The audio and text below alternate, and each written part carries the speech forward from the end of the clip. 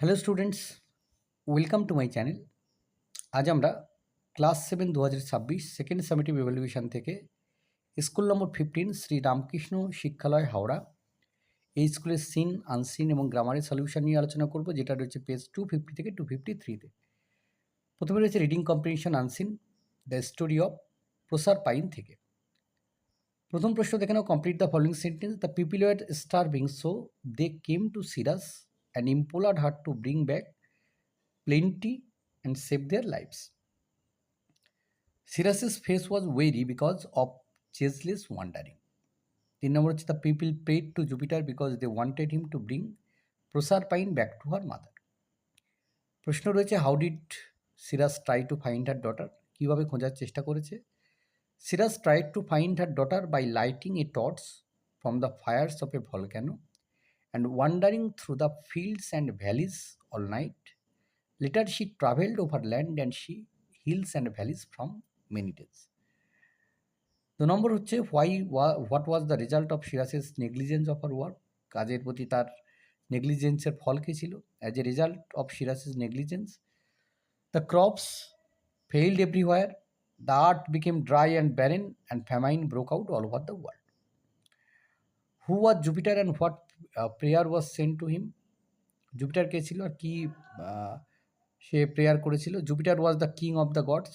The people prayed to him to bring Proserpine back to her mother so that Ceres could make the earth fruitful again. কবিতা রয়েছে the vagabond থেকে। প্রথম প্রশ্ন রেখেছে true false রয়েছে, এর সঙ্গে supporting statement. The poet will yield only to summer, এটা ফলস হবে। Not to autumn will I yield, not to winter even. 2 নম্বর, when autumn comes the birds will be chirping, false হবে। Silencing the bird on tree. প্রশ্ন উত্তর রয়েছে, what is compared with the frosty field, কিসের সঙ্গে তুলনা করা হয়েছে? The frosty field is compared with the mill. Where does the poet linger? The poet lingered afield. Write the names of the seasons mentioned in the poem. The seasons mentioned are autumn and winter. এবার হচ্ছে reading comprehension unseen, পড়বো এবং তারপর প্রশ্নগুলোর উত্তর করবো। In 1861, 1861-তে Abraham Lincoln was elected the president of the United States of America. যে ইউনাইটেড স্টেটস অফ আমেরিকার প্রেসিডেন্ট নির্বাচিত হন আব্রাহাম লিঙ্কন 1861-তে। The first thing this great man did was to abolish the system of slavery in the country. প্রথম কাজ তিনি যেটা করেন সেটা হচ্ছে দেশের দাসত্ব যে প্রথা আছে সেটাকে অ্যাবলিশ করেন বা নষ্ট করে দেন। However the southern states did not support him, যদিও দক্ষিণ দিকের রাজ্যগুলো তারা এটা সমর্থন করেনি। They gather an army and declared war on the north. তারা সৈন্যদেরকে এক জায়গায় জড়ো করে এবং তারা একটা যুদ্ধ ঘোষণা করে। Lincoln accepted the challenges as he could never allow the system of slavery to continue. Lincoln এটাকে গ্রহণ করেছিল চ্যালেঞ্জটাকে, কারণ তিনি কখনো চাননি যে এই দাসত্ব প্রথা চলবে। He led the United States through the American Civil War. তিনি ইউনাইটেড স্টেটসকে তাহলে তখন একটা আমেরিকার গৃহযুদ্ধের পরিস্থিতি তৈরি করেন। Then in 1865 he was elected the president again. 1865-তে তিনি আবারও প্রেসিডেন্ট নির্বাচিত হন।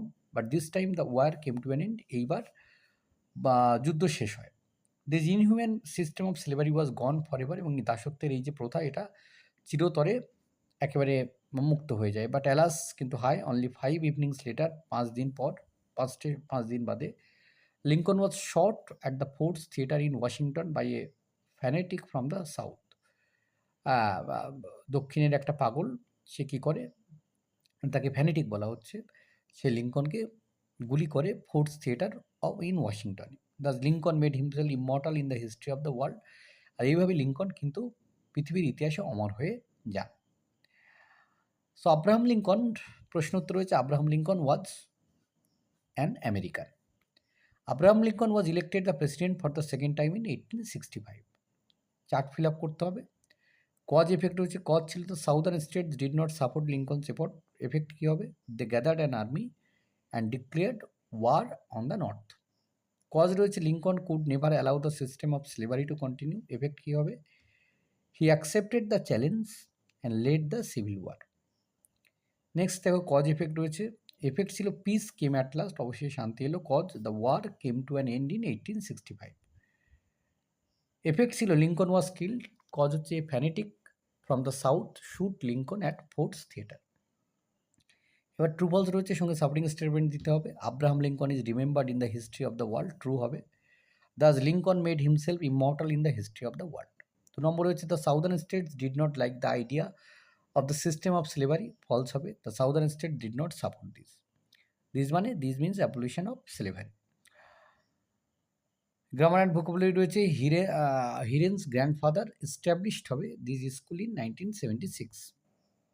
Fire can burn anything easily. Children love cakes and sweets, voice change করলে হবে cakes and sweets are loved by children. Rahul's friends are coming to his house, এটাকে apostrophe use করলে রাহুলস হবে, Rahul apostrophe s, friends are coming to his house. Mount Everest is the highest peak in the world. Soma biryani খাচ্ছে, translate করলে কী হবে, Soma is eating biryani. Next হচ্ছে slow and steady wins the race. Is she going to Mumbai, punctuate করলে is she going to Mumbai, question mark হবে, আর ইজের আইটা বড় হাতের হবে। Success depends on hard work. Mother said to me every day I wake up early in the morning, narration change করলে mother told me that every day she woke up early in the morning. শব্দ খুঁজে বার করতে হবে unseen থেকে। Formally putting an end to a system হচ্ছে abolish, আর extremist হচ্ছে ফ্যানেটিক, মানে কোনো একটা কিছুকে, যেটা যে প্রথাটা চলে আসছে সেই প্রথাকে একেবারে নষ্ট করে দেওয়া, মুছে ফেলাটাকে আমরা অ্যাবলিশ বলে থাকি।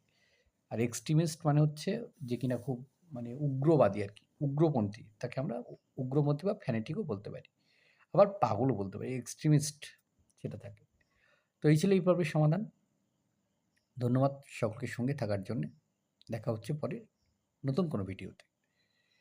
তোমাদের যদি কোনো রিকোয়ারমেন্ট থাকে তাহলে তোমরা অতি অবশ্যই কমেন্ট বক্সে জানাতে ভুলো না।